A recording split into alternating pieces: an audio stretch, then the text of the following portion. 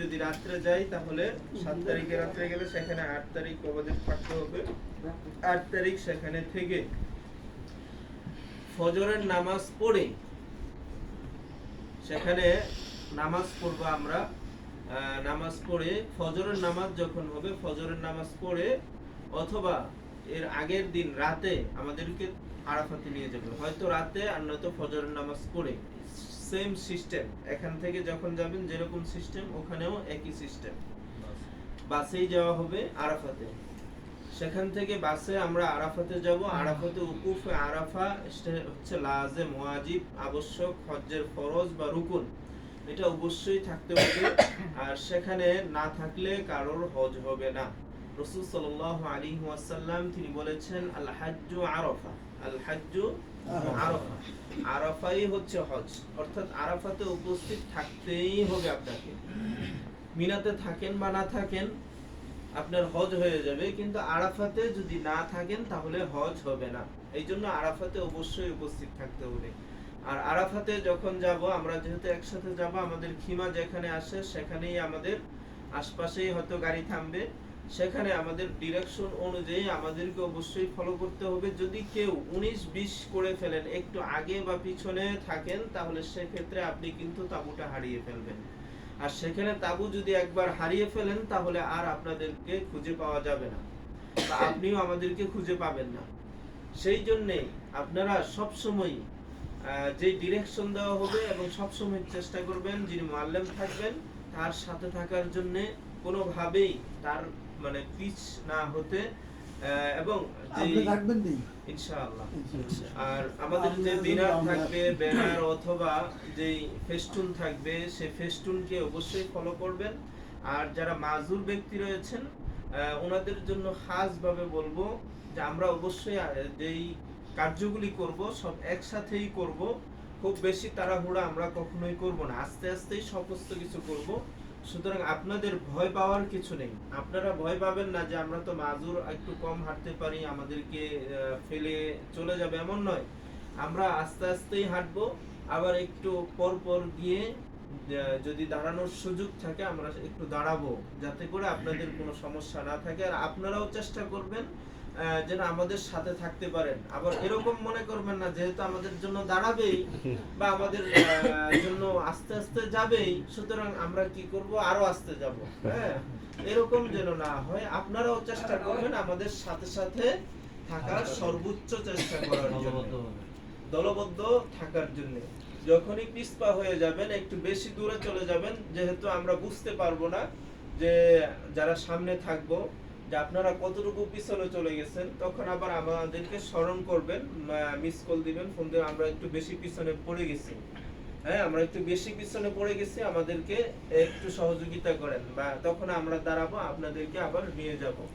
যেহেতু মাঝে মাঝে খেয়াল থাকে না, ওখানের কার্যক্রমগুলি যখন আদায় করা হয়, মানে সবাই তো আল্লাহ তাআলার ডাক বা আল্লাহ তাআলার স্মরণে ব্যস্ত থাকে। আর আল্লাহ তাআলার স্মরণে ব্যস্ত থাকার কারণে অনেক সময় খেয়াল থাকে না।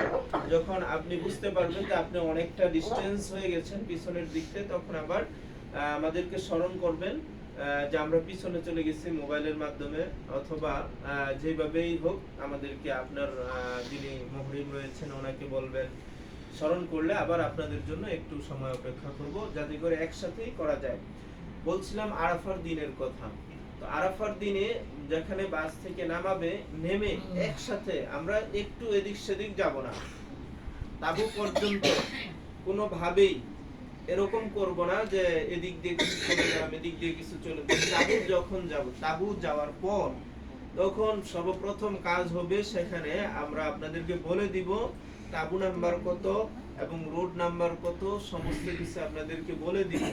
এরপরেও আপনারাও দেখে নেবেন, চারদিক দিয়ে খেয়াল করে যাওয়ার সময় দেখে নিতে হবে যে আপনাদের তাবু নাম্বার কোনটা এবং তাবুটা দেখতে কেমন, স্মরণে রাখতে হবে।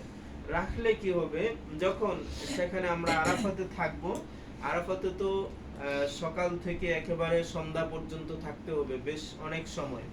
তো সেই সময়ে আমরা ইবাদতে মশগুল থাকব, সকালে কিছু সময় বিশ্রাম নিব, আর দুপুরে নামাজ পড়ব, জোহর এবং আসরের সালাত। এসি আছে, কিন্তু এসিতে আপনার যে গরম, এই গরমে এসি তেমন একটা কাজ করবে না। ঠিক আছে, অনেক সময় গরম লাগবে, এই জন্য অনেকে হয়তো আবার বের হয়ে ছায়ার নিচে একটু থাকতে চাইবেন, গরমে ভালো লাগছে না, আবার অনেকে ওখানেই থাকবেন। তো যেভাবেই থাকেন না কেন, তাঁবু নাম্বার যদি চেনা থাকে, তাঁবু যদি স্পষ্টভাবে জানা থাকে, তাহলে কিন্তু আর সেই সমস্যাটা হবে না।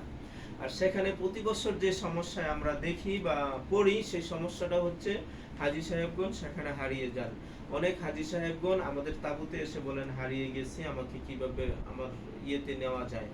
এরকম ভাবে আমাদেরও হাজী অন্যান্য তাঁবুতে চলে যান, কারণ তাঁবু সেম, সব এক, সব এক। সুতরাং তাঁবুটা থেকে আপনারা খুব বেশি দূরে কখনোই যাবেন না।